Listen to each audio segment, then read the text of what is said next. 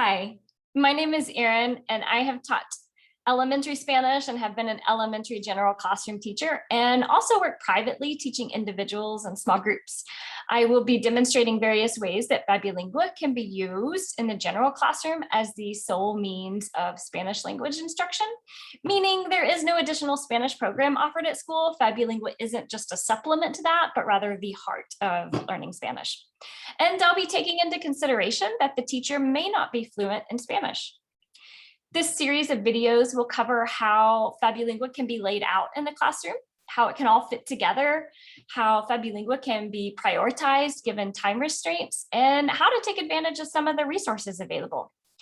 These strategies and tools that will be presented are presented around the idea of incorporating a thematic unit with FabuLingua.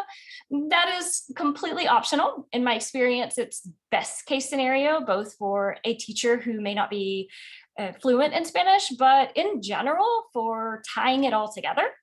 But it is completely optional. If a thematic unit doesn't really fit your needs, then just consider the objective of each idea or each video and use only what is helpful. So you should see a document similar to this one here. And you will notice yours might be slightly different, but it should have the same general ideas.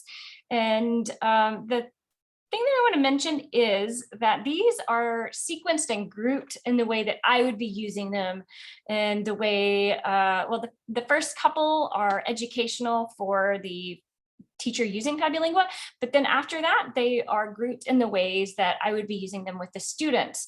So you can refer back to them, like when we get down here, you'll see that there are several grouped together, and that's not necessary for you to group that together when you're with the students. But just if you, for example, want to go back to the lesson on read by myself, that would be found in this video that's also with the lesson of follow-up and extension materials. So just keeping in mind that this can be watched from beginning to end, one after the other, and then you just refer back to whatever is most helpful for you, or just skip around and watch whatever's needed in the moment that you need it. So video one, that is the outline that you're watching now. It is the video that is going over, overviewing all of the videos that are included.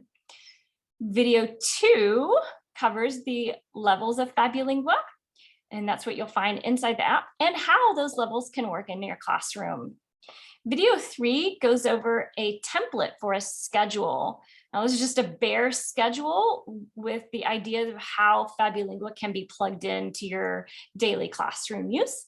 And then video four is a more specific schedule. It actually has some plans that take into consideration introducing FabuLingua and the lessons on how to use the devices, the thematic unit that I mentioned, how all that fits in. So that looks like this schedule, but with specific information plugged in. Then we get to video set 5, the scope and sequence. There is a video, as you can see, that will cover each of these with a little bit more detail. And these videos obviously have a lot more detail. So I won't go into those details now, but as I mentioned earlier, I have these sequenced in the way that I would use them.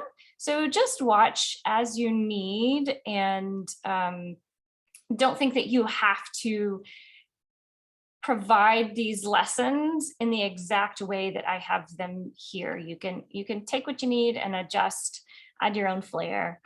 So the very first one is the hook and intro. That's just introducing the concept of the content to your students. And then the lesson, the how-to. Then we've got dedicated FabuLingua time. And this is basically children working with the FabuLingua app. That's the heart of all of this.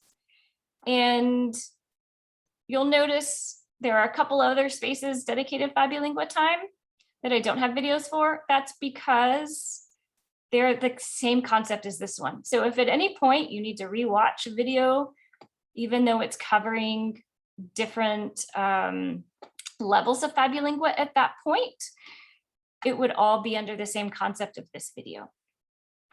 The next video would be giving a lesson on the copycat level.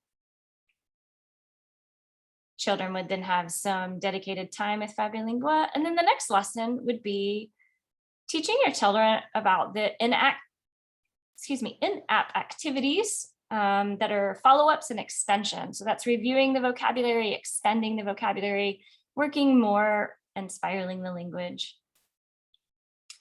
So then after some more dedicated FabuLingua time, you'll find a video on having a lesson and a conversation about the Spanish only level. And then a lesson on the follow-up and extension materials that are external, not the things that are in-app, but things that FabuLingua provides, like crossword puzzles, word searches. And then a lesson on the read by myself level. So both of those concepts are covered in this video.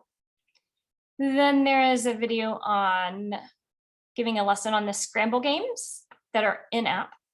And on accountability, those are progress charts that are provided or ideas of progress charts that you can use both for your students as well as for yourself to track your students. More dedicated FabuLingua time. And at this point, you can see that the kids are working at their own pace. And then I would, of course, reconvene as needed for comprehension, checking in, mini games, etc. And while I didn't do a separate video about that, you will see that if you go back to this video here, at the very end of it, it does talk about what that looks like in the classroom.